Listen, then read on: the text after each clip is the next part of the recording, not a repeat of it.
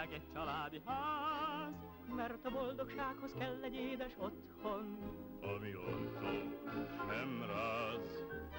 Összkomfortos négyszobás kis fészek, álmok álma esküvő előtt, ebből élnek aztán jól az építészek, meg a pénzkölcsönzők. Légvár álmodás, 100 tornyos kastélyok nincsenek, rég már 2 szobás kunyhókról álmodnak emberek. Visszavonhatatlan álláspontom, nem bolondság egy családi ház, mert a boldogsághoz kell egy édes otthon, ami olcsó, nem ráz. Épít, mint a még 2 kezünk, de hát munkánk sorsa már ez. Házunk, hogyha kész, épp úgy, mint a méz, mindig másoké lesz.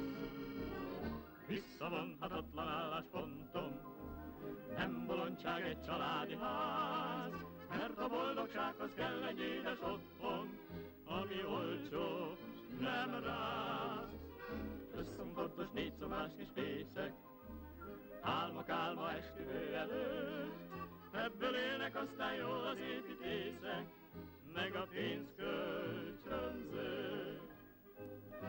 Légvár, álmodás, 100 tornyos kastélyok nincsenek, rég már 2 szobás kunyhókról álmodnak emberek. Visszavonhatatlan álláspontom, nem bolondság egy családi ház, mert a boldogsághoz kell egy édes otthon, ami olcsó, s nem ráz.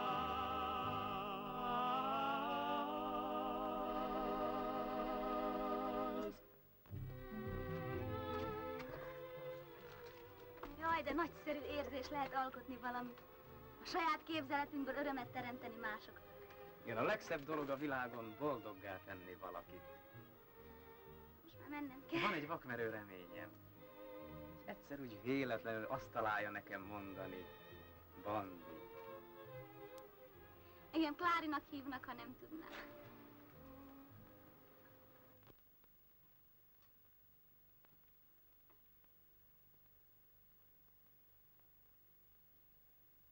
Fantáni! Hát maga mit csinál itt? Én rakom a fehér